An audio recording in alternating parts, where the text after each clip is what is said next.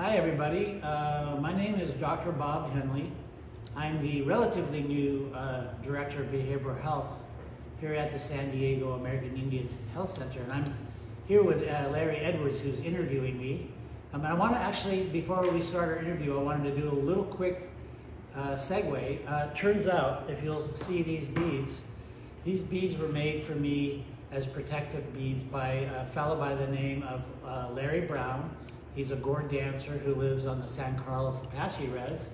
And it turns out that Larry and Larry grew up together in Los Angeles, and their parents are all close friends and did gourd dancing and powwow dancing all together. So small world. Anyway, so yeah, I'm very happy to be here. And Larry's going to ask me some questions, kind of guide me, and then I can tell you about myself and the work I've done and the work we're doing here.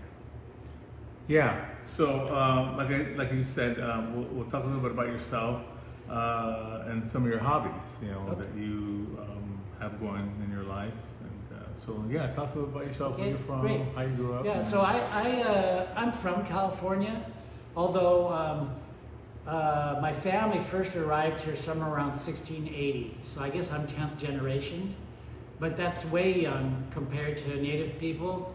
What did Deb Holland say in New Mexico? The Native American people have been here, what, 38 generations or maybe more? So I guess we're still kind of young even compared to you all. But so I grew up in California.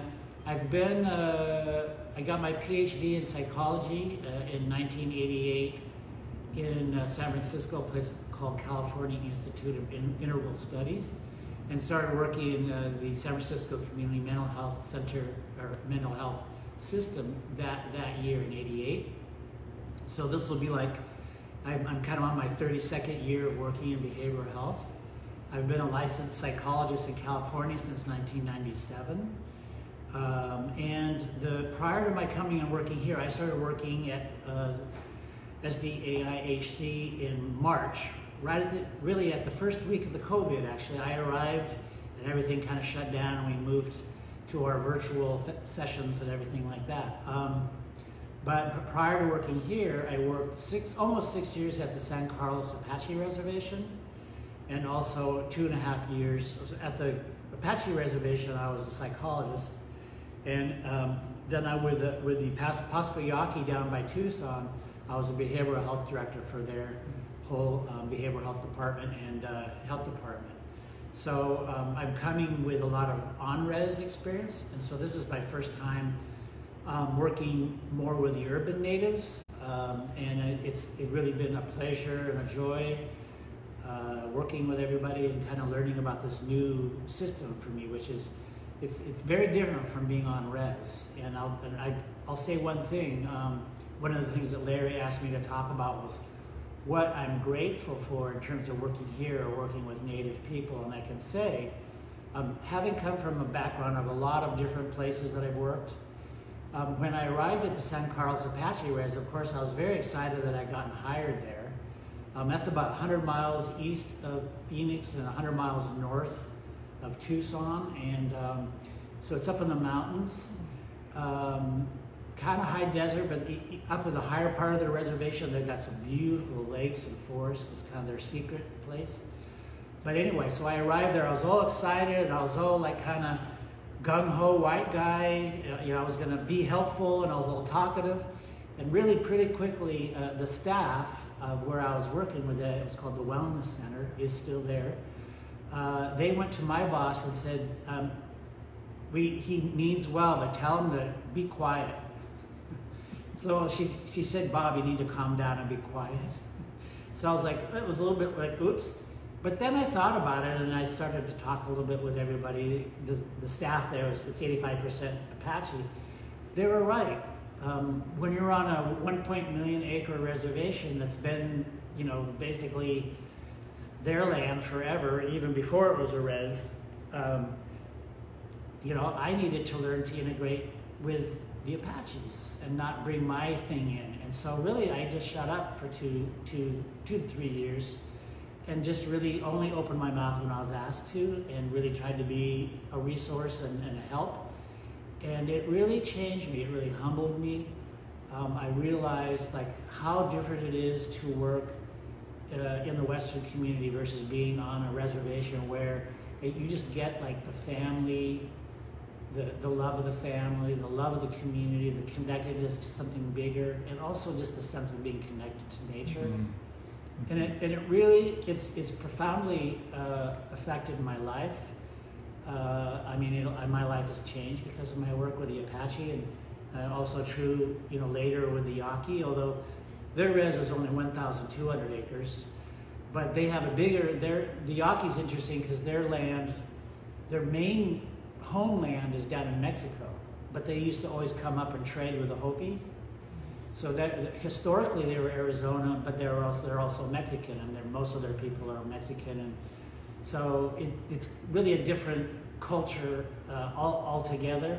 But they're both warrior nations. So I met some wonderful people, really changed my internal life. So, when the opportunity came for me to work here, it was very exciting. So I'm still learning. It's only been 6 months or something like that. So the hobby thing, we'll just put that out of the way kind of quickly. I love listening to music. I'm actually learning how to play guitar, and my big passion is pottery. I love working with clay. The only problem is since I moved here with the arrival of the virus, it's kind of prevented me from being able to go inside and do work in potteries. So I'm kind of sitting around and waiting for, the virus to finally go away so we can start doing some of these artistic things that are kind of a more collective activity. But anyway, so yeah, that's a quick thumbnail sketch of me and my sense of gratefulness, being able to work and offer my knowledge. And I guess I was recently informed I am an elder now since I'm 68. So, I share and bring wherever I can to be of service. Yeah. Well, you can always play with Play-Doh. Yeah, I have clay. I can do stuff. I just can't fire it or color it or anything like that. So I might start doing that with, just doing some stuff and then having it ready to fire with. There you go. Or I could find a kiln somewhere. Yeah. Well, thank you for that. Let's see. The next question I have for you is, what are you most passionate about in the urban Indian community? Well, I think, part of it is just, working with the staff here, like you, like with Larry and with Melissa and Carrie and Margie Anderson and Rob Anderson, Francis Trimble. There's some really amazing people here, and so I'm just trying to kind of keep my ears open and my mind open and kind of trying to learn, so what are the needs of the folks here and how I can be of service. One of the things that I think we could kind of announce it here is that people don't know, but Melissa Aliman, who's been the head of the youth center, I've invited her over to start working in the main part of the behavioral health as a certified medical assistant, and it's going to help her because she's getting her master's in social work. So she'll be more in the mix. So I'm happy about that. And Francis Trimble, who's Lakota, is going to go over in December and start working in the youth center, and that's going to be really exciting. Although Melissa, I think, is still going to have a hand in over there because of her commitment and interests. And yeah, so it's sort of like, and working a lot with Margie and Rob, and just helping people appreciate the presence they have in terms of their various recovery groups and their talking circles, and just energizing what we have already and kind of bringing it out more so people realize what we have and what we're doing. Yeah, we have a lot to offer, for sure. Okay, what do you see in the future of our clinic and our community? Okay, well, as I'm saying, I'm still learning about the community. So I think it'll be kind of what the community informs me about. I'm a new arrival to San Diego too, so but one of the first things I did when I arrived here was read up on Native American history for here, and the San Diego was Kumeyaay, and this is Kumeyaay land, and so it's sort of like I think trying to keep that in mind as I move around San Diego, that these are native lands, and how can we keep that in our awareness and consciousness as we do our everyday and not forget, Yeah, right. Projects. So I think, one of the things I just really wanted as far as behavioral health, because I've had a lot of experience as a manager and a supervisor, is just try to bring a lot of support and structure to the program so that the staff feel supported, and also that we really feel that the people that come for services that are happy with our services, and if they want to give us feedback or there's something we're not doing right, that we get our act together and do it better. There's work to be done, right? And we're trying to do that. So, for instance, just like little things, which are big things, like if somebody has a med prescription, making sure it's filled that day, or things like that. It usually works, but sometimes it doesn't. We need to work on that stuff. The big plan, which I'm sure you're probably hearing, is that the agency needs more space. So at one point, I guess there was an opportunity for us to go to a bigger area, a little bit on the south part of San Diego, but we didn't get that land. So next door to us, we own the property. It's called Greenhouse. And so it looks like the plan is going to be that we're probably going to, if we can get the funding, we're going to tear down Greenhouse and rebuild it into a higher building so that we'll have more office space there so that we can offer more services. And then I'm not sure, we may redo this building, or I'm not sure. That's sort of a little further ahead. Yeah. Maybe connect them together. Yeah, and connect them together. So we're trying to, I think in the long run it's going to be easier because we own that building and that land, so it's just coming up with the money to make it so that we're here. There'll be a lot more parking spaces. That's been one of the big complaints, is sometimes it's not easy to find parking. So there'll be a couple levels of that, and so we'll see. But that's sort of the thing we're talking about now, is just expanding here on site and making it more accessible. The other thing that sort of happened naturally, just because of the whole coronavirus outbreak, was that we've shifted over, starting in March, for behavioral health, a lot more video work. Now, a lot of people, even with this, a lot of people at first were like, oh, I'm not sure about that. But it turns out people love it because, one, you don't have to find childcare.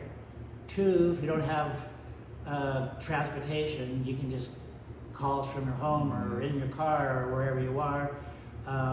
Three, if you have a job, you can step outside someplace, or you're at school or whatever. So turns out that the rate of our usage of services has gone up. It's been really good. So I'm really excited about that, and people seem to be pretty happy with it. It's a little bit different from sitting in the office, and we still allow people to come in, but we also encourage the video connections, and that's been working really well. The other change, which has stirred some people up, but I'm very positive about it. Our psychiatrist, Dr. Mack, who had been here for a couple of years, left at the end of August, and I've hired 2 psychiatric nurse practitioners. And what that is going to provide is that we have now they're nurse practitioners that are specialists in psychiatric medicines. And so now we have 2 people, so that way people can will have access to more services faster.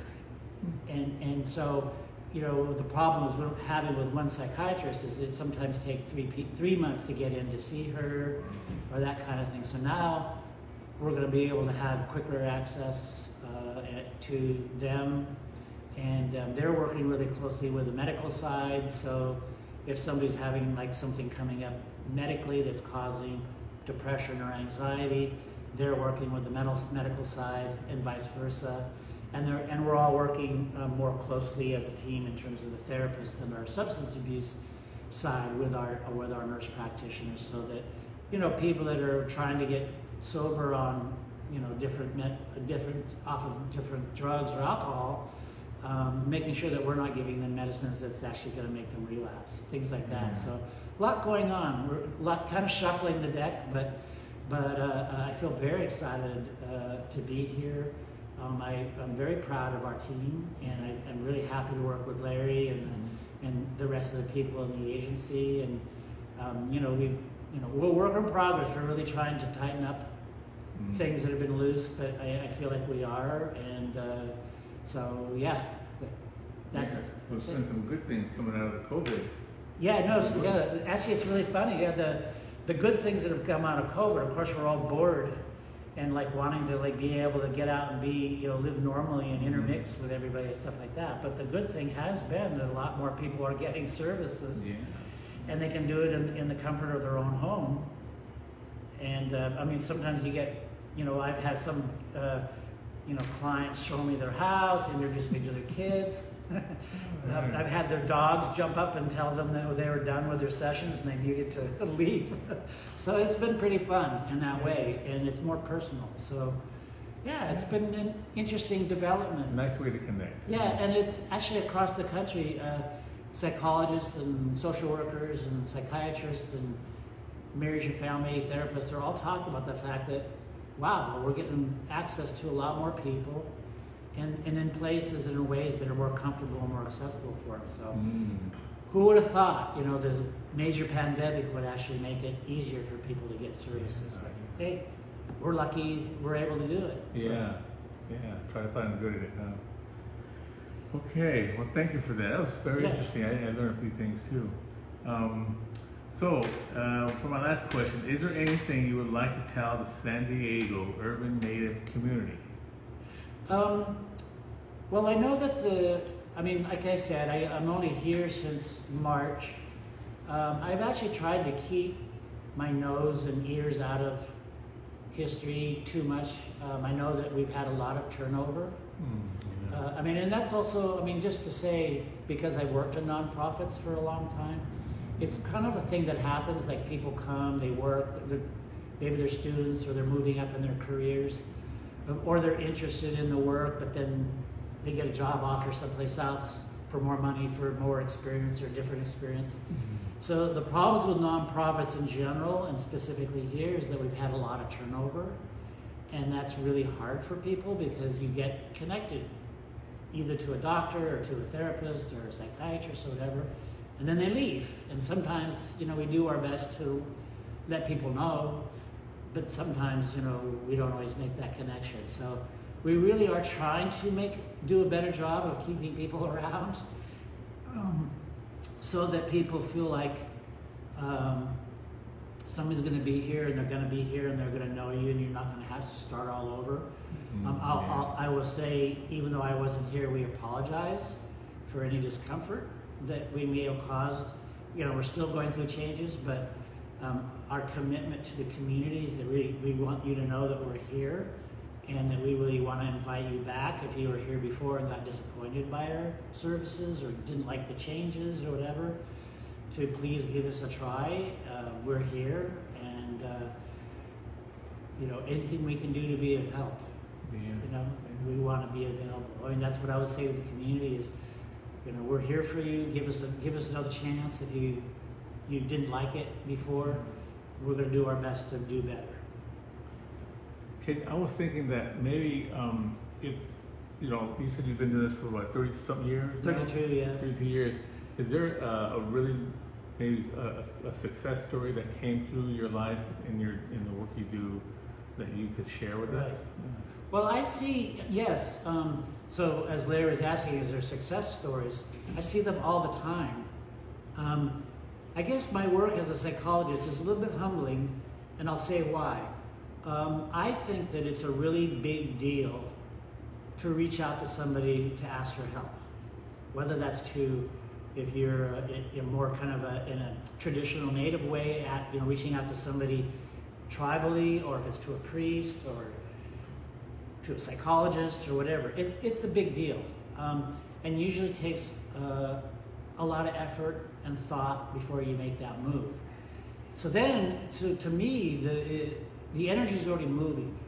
So then a person comes in and we start to talk, and I see movement a lot of times very fast. I could see people changing 6 to 8 sessions, like things getting resolved, they're feeling better. But what's the humbling part is that I don't know how much of it's me and how much really is the person that is ready. But and my job is just to be supportive and giving my perspectives on if the direction they're going in is maybe a healthy direction, or if it's not, maybe I can give them a little nudge, change the direction a little bit so that they're going in a direction that might be more healthy for them. But I've seen a lot of great stories, and one of the programs we started, this is something I'm most proud of, actually. In San Carlos, we started a program where it turns out in America, it's kind of hard to know exactly how many native psychologists there are. It's hard to get a count, but the belief is that there's around 100 to 250 licensed Native American psychologists. That's all. That's not many at all when you consider, what is it now, 7 to 8 million Native Americans? I don't know what the census is going to be this year. It might be closer to 8 million. But that's like really low rate. So what we did is we created a program where we sought out Native Americans that have gone all the way through their PhD in psychology, and they needed a placement to get their postdoctorate hours so that then they'd be able to get licensed. So we got, in my time there, we got 3 people came in, and they're all amazing, and they all got their licenses, and now they're all like, one's in Albuquerque working for IHS as a psychologist there, another one went back up to Washington, she's working on her reservation as a psychologist, and another one's working for the Air Force and has become a captain in the Air Force as a psychologist. Yeah. So, I mean, and they're awesome to work with, and I just feel really, proud that I could offer my license and my supervision to help them get their hours. And I just really want to see more of that. One of the things I heard about on the res that always would be dismaying is that up at San Carlos, people say, oh, if a person wants to go and get schooling, they're an apple, they're red on the outside, white on the inside. And my answer to that is, you can be native and be successful. There is native success, and you've seen it more and more. People are getting elected to Congress. Turns out Deb Haaland we're hoping, she might be nominated to be the cabinet person for the Interior Department, which would be a Native American, I mean, at that level. So, and we're getting judges, we're getting, more professors, we're getting more professional sports people, and they're representing. They're not putting Native America behind. So I just really want to say, I see this happening, and it's really exciting for me. And I can understand like the trials and the tribulations that Native people have gone through, just to keep surviving, and the resilience and the strength that you've all had, and what the strength and the beauty that you bring to this country, and the fact that in a number of states in this last election, it was Native Americans that won states for the candidates because of their coalescing around one candidate and voting. So there's power, and I'm seeing it come out. So I feel like really excited to see it, and just want to encourage it. And so for me, I guess that's part of the urban experience, is what can we do for people that are here, that are either they want help or they want to progress in their career or whatever, right? We all got something that is important to us. Right. Yeah. So, right. And you help us find it sometimes. Well, try my best, right? And I like that, yeah. Well, thank you. Absolutely. That was very nice. I really enjoyed that, and I hope everyone else out there did too. We are going to stop it here, and we'll have another we'll have another one to interview, and I think might be 2 weeks. in 2 weeks. Yeah, I think we're 2 weeks for the next. No, 2 weeks. And thank you for the opportunity to let me sit here and jabber on. Oh yeah. But yeah, we'll announce when we're gonna have the next one. So I appreciate you being here, and thank you again, absolutely, out there in Facebook land, and for joining us. And we'll see you soon. Thank you. Bye. Bye.